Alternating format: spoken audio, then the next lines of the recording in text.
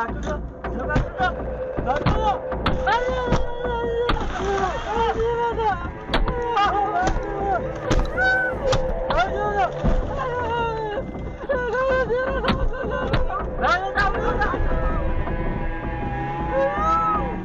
அருகே சினிமாவையே மிஞ்சும் வகையில் நள்ளிரவில் காரை வழிமறித்து தாக்கி கொள்ளையடிக்க முயன்ற சம்பவத்தில் கேரளாவைச் சேர்ந்த முகமூடி கொள்ளையர்கள் 4 பேரை போலீசார் கைது செய்துள்ளனர்.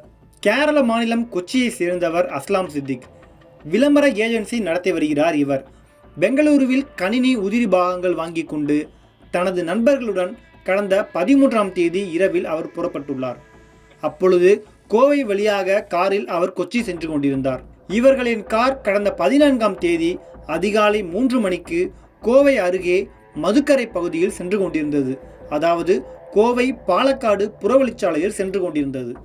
அப்போது அவர்கள் சென்ற காரை 2 கார்கள் பின்தொடர்ந்து வந்தன. இதனால் அஸ்லாம் சித்திக் மற்றும் அவரது நண்பர்கள் பயந்து போயினர்.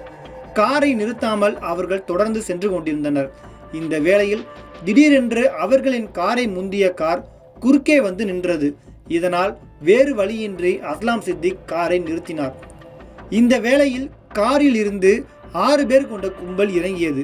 அவர்கள் முகத்தில் முகமூடி மற்றும் துணிகளை அணிந்திருந்தனர். அதோடு கண் இமைக்கும் நேரத்தில் அந்த கும்பல் அஸ்லாம் சித்திக் பயணித்த காரின் மீது தாக்குதல் நடத்தியது. சுத்தியலால் அந்த கும்பல் கார் கண்ணாடியில் ஓங்கி அடித்தது. இதில் கார் கண்ணாடி சிதைந்த நிலையில் அஸ்லாம் சித்திக் உள்ளிட்டவர்கள் அதிர்ச்சி அடைந்தனர். உடனடியாக சுதாரித்தவர்கள் காரை பின்னோக்கி எடுத்துச் சென்று வேகமாக முன்னோக்கி இயங்கி அங்கிருந்து தப்பித்து சென்றனர். இது தொடர்பாக மதுக்கரை காவல் நிலையத்தில் புகார் அளிக்கப்பட்டுள்ளது.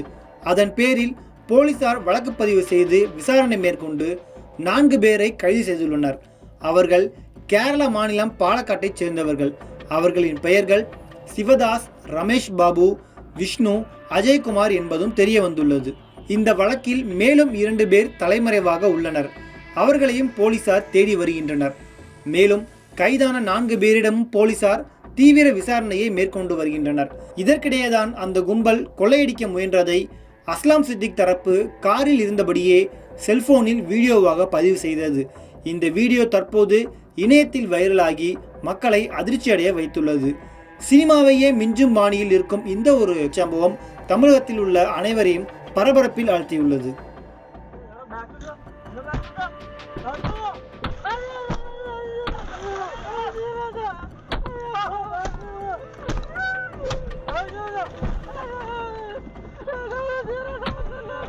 No.